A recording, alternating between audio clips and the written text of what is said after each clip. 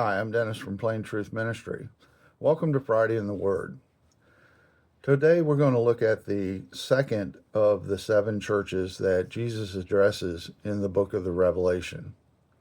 The text comes from Revelation chapter 2, verses 8 through 11, and it reads, "And to the angel of the church in Smyrna write, These things says the first and the last, who was dead and came to life.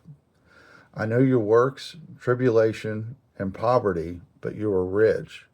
And I know the blasphemy of those who say they are Jews and are not, but are a synagogue of Satan. Do not fear any of those things which you are about to suffer.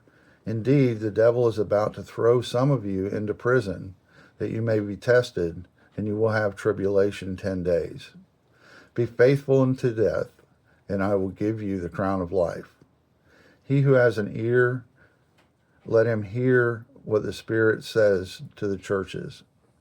He who overcomes shall not be hurt by the second death." A couple of key points in this address to the church at Smyrna. Jesus, as is his custom in these letters, addresses himself differently and characterizes himself in a way that suits the church that he is addressing. He identifies himself as the first and the last, the Alpha and Omega, which is a common descriptor of Christ. And he says, he who was dead and came to a life. What he's reminding us there is his death on the cross and his resurrection that allows us to have salvation in him. And he's emphasizing his authority over life, death, and the eternal reward.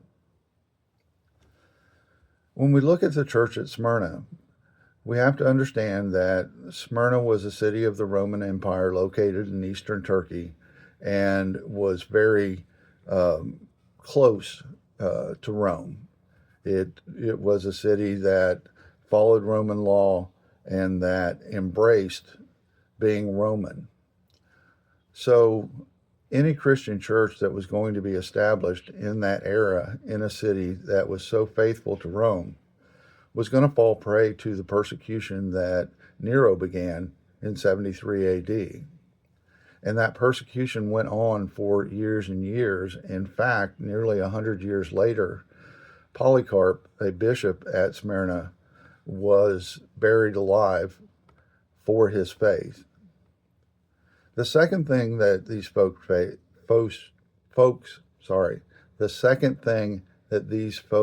faced was a large population of Jews who, as Jesus notes in verse 11, were Jews in name only, in that they called themselves Jews because they were circumcised and because of their lineage, not because of their faith. He, in fact, called them a church of Satan. In Smyrna, as was the case in many other areas of these types of Jews, the Christian church faced persecution. So the church at Smyrna faced persecution from 2 fronts, the pagan Romans and the in name only Jews. And they remained faithful, and Jesus calls them out as remaining faithful through that persecution, letting them know that the persecution would continue, but their reward in heaven was waiting for them, and that their faithfulness would lead them to that reward. I think that's an important point for us to consider as faithful believers, that our reward is waiting for us as we remain faithful in the face of persecution.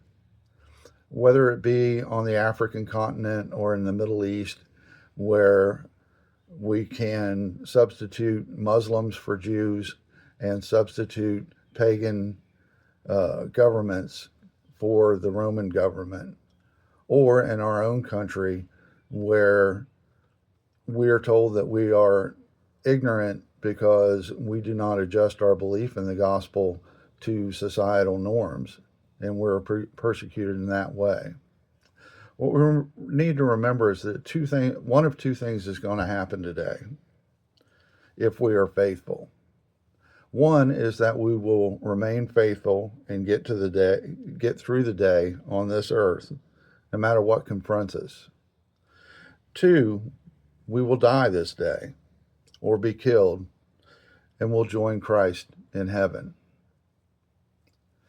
Either is fine, and we remain faithful in that hope. God bless.